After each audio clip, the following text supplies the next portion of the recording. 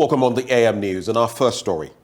A chartered economist and counsel of the member of the Institute of Chartered Economists, Ghana, Fatal Bawa, says he will rake in 90,000 votes for the National Democratic Congress if given the nod as parliamentary candidate for Tamale South. Mr. Bawa is seeking to unseat former minority leader and current member of parliament for the area, Haruna Idrisu. He also says it is worrying that the party's fortunes continue to dwindle in the constituency due to a lack of development.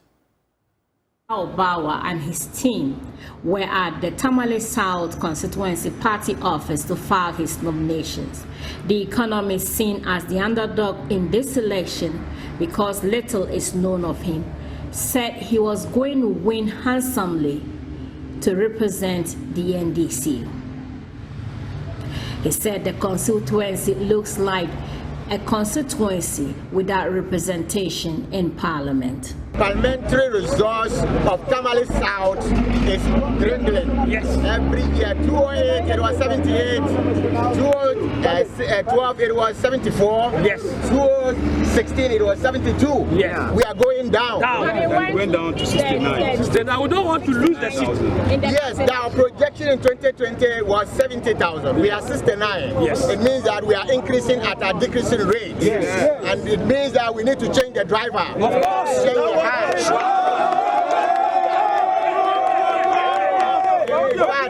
Tamale South look like an orphan constituency. Yes, that is true. There's no basic amenities. I don't count basic amenities as development. Yes. No, basic amenities, we don't have it. Yes. As if we do not have representation or we are not part of this country, yes. We don't have the cake of our party.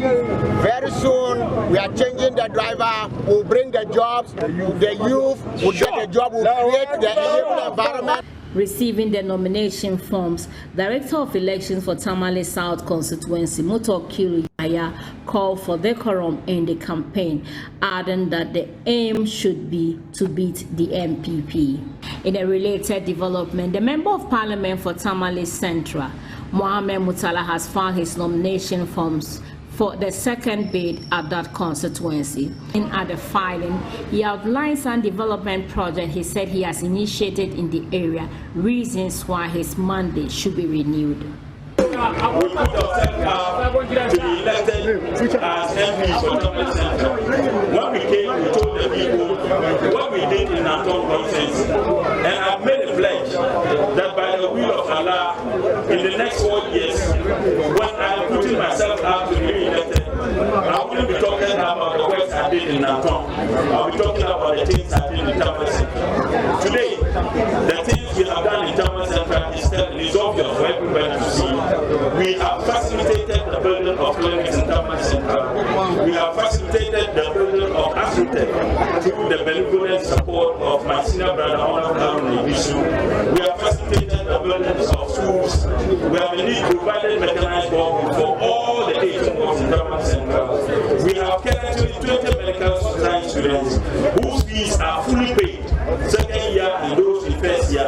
By next year, they are going to be 30 medical science students. By the next 2 years, 40. By the next 3 years, we would have 50 medical science students with Tamale Central. Some of them are doing medicine, others are doing pharmacy, and some are doing herbal medicine. With all this, I can't enumerate a lot of the things we are doing. What is significant? Well, from the politics, let's talk health now. And 5 to 7 cases of clubfoot disease, mostly identified in children right at birth, are recorded every week in Ghana. Senior physiotherapy assistant at the Nsawam Orthopedic Training Center, Gloria Jamra, has described this as worrying and is asking for more awareness to prevent stigmatization. Jacqueline Ansumaya Boa has more in this report. Clubfoot disease is a common condition in pediatric orthopedics with a prevalence of about 1 in 800 children born in Ghana. It is estimated that over 300 children are born with clubfoot every year in Ghana. Senior physiotherapy assistant at Nsawam Orthopedic Training Center, Gloria Jamia, stated that usually it is very difficult for parents to accept the clubfoot situation of their children. Our first challenge is the parents, sometimes accepting it as a condition and then also applying what we do. Okay, in my facility, we see about 5 to 7 in a week, then 15 to 20 in a month. She also revealed that the cases are on the rise in the northern region of Ghana. We have a trek team which travel around the country, and so sometimes when they go to the north, we are getting more cases. That's within the year, and they go twice in a year, January and then in June. And so in a year, we are seeing about 300 babies with clubfoot. Korea Foundation for International Healthcare Global Alumni Ghana Chapter, in collaboration with Ministry of Health and the Ghana Health Service, is seeking help to create public awareness about clubfoot in Ghana.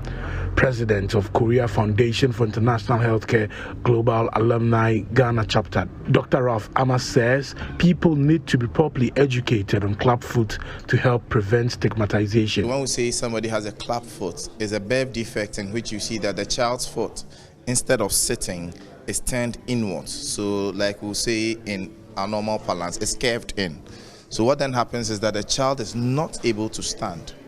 I mean, if a child is not able to stand, you obviously expect some delay in the developmental milestones.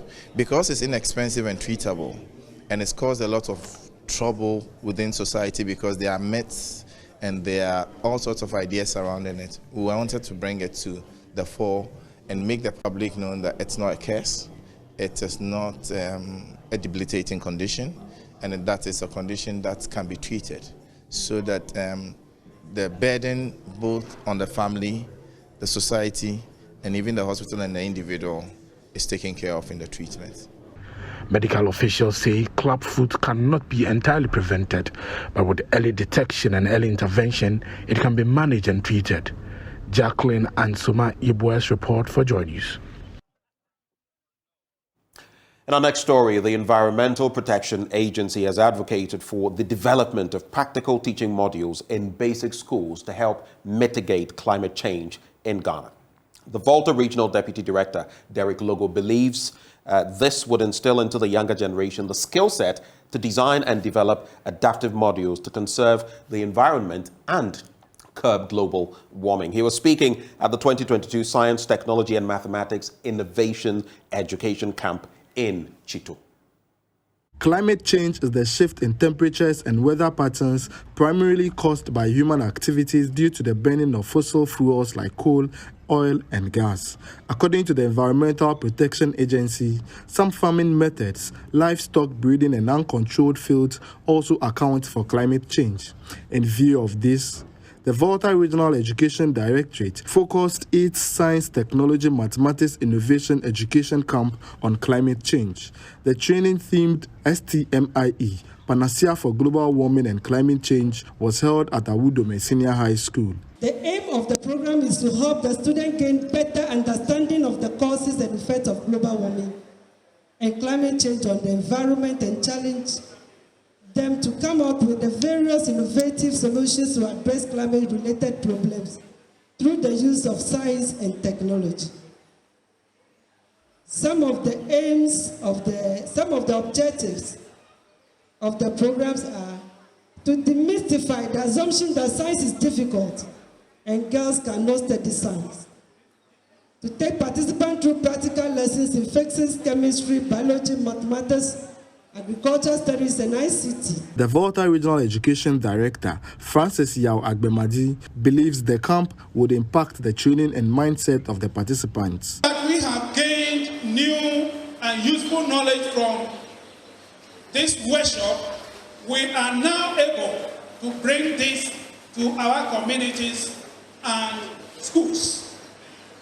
With the useful and relevant information and knowledge you have gained, plan to disseminate them wherever you find yourselves. The Volta Regional Deputy Director of the Environmental Protection Agency, Derek Logo, is optimistic adopting practical teaching, especially in science-related courses, would play a vital role in mitigating climate change. These students seated here are not well educated from the onset when it comes to science, technology, mathematics, and innovation. Then we have failed, because it is through this education that they can improve their thinking ability to be innovative. Chairperson, honorable members, ladies and gentlemen, let us all remember that the climate is changing. It has changed and it will continue to change. Hence, teaching of subjects or courses have to be more practical, not the theoretical one we'll be engaging ourselves. And if we can do that, the mother Ghana will be happy and the menace of climate change will be reduced.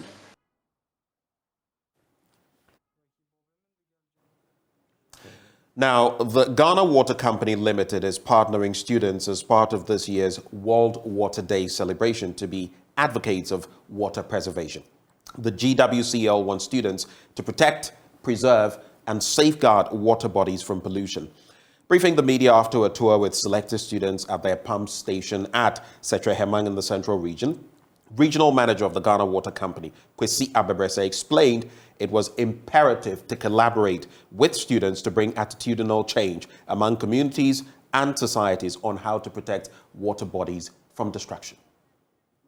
You see these days, you watch videos from the West, China, Korea, and others. Children. The regional manager of the Ghana Water Company encouraged Ghanaians to be the change they want. Kwesi Abebrese said raw water was becoming scarce in recent times, hence the need to protect what is left from pollution for the benefit of all, especially human survival. The regional manager also called on all stakeholders to join hands in the fight against galamsey. We are happy that we have included pupils and students into this year's celebration of the World Water Day. The target is to inculcate in them at this early age, create awareness and conscientize them of the need to protect our water bodies and also to conserve treated water. We believe that even as they appreciate the difficulty in the processing of water, they can now be ambassadors for us everywhere. He maintained that halting galamsey activities would help reduce the cost of production to enable them serve customers and create friendly environment for all. Currently, we are struggling with turbidity levels. The plant is having difficulties to treat. The plant is designed to treat raw water. I think the turbidity levels do not be more than 2,000, and currently we are having 6,000 NTU and above. I think now the normal coagulant that will be used for any treatment process is aluminum sulfate, but aluminum sulfate is not able to handle the level of turbidities we have here. We are using polyelectrolytes, many of them we call them polymers, and these are really, really expensive.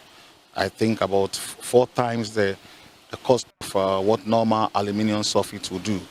And of course, this adds up to the cost of operations. You saw also when we were on the plant, the power just went off.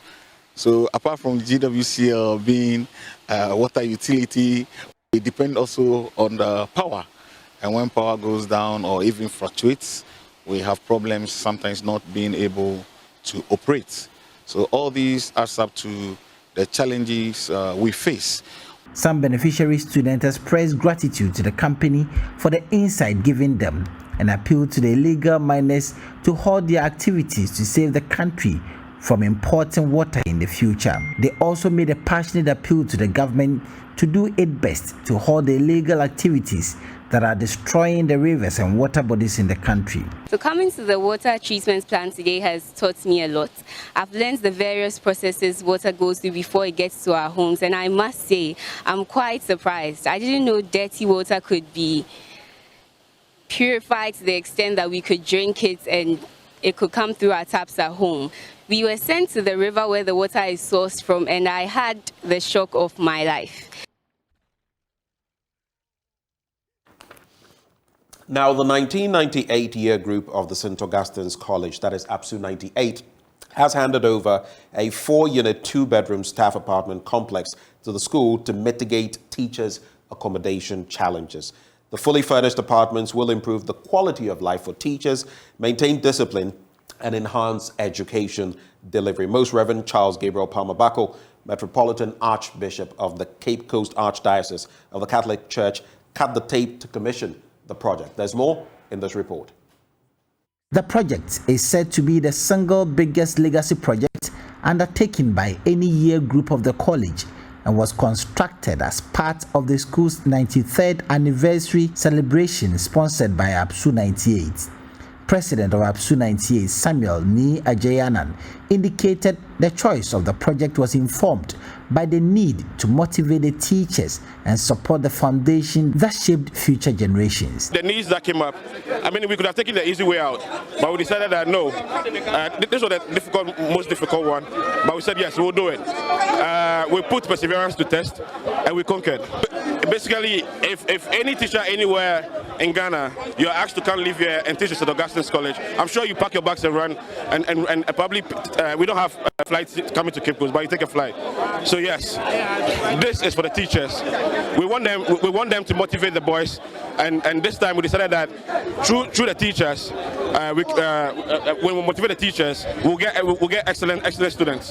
So basically, that's the plan. But basically, most of the teachers live off campus. We have teachers living at Elmina. Can you imagine? And nightlife is important here. The kids need to go to prep. If the teachers are not here too. So basically, when we have families and the teachers on campus, it helps a lot for discipline. He observed that all previous legacy projects had been to the direct benefit of students, and so it was the turn of the teachers to also benefit directly from the old boys. Headmaster of the college, Henry Atajan, expressed satisfaction about the project and indicated the project would give the teachers a peaceful mind to perform their duties. This is what we call legacy project, and this year's legacy project means a lot to me, the college, the staff, and all major stakeholders, simply because year in, year out, such projects are geared towards students benefiting directly and staff benefiting indirectly. Why do I say that? Last year, for instance, we had state-of-the-art ICT lab given to us by APSU 97 year group, meaning the students were going to enjoy, of course, teachers using it to teach, it will facilitate their job. But this one is a flat for staff to sleep in, have peace of mind, and come back to teach. That's why the staff are enjoying directly. President of the 1998 year group intimated that the project was the most difficult among a number of proposals, but they challenged themselves to execute it, adding that it will have a long-lasting impact on the school. And it's a wrap for the news, but stay with us. Up next, the news review.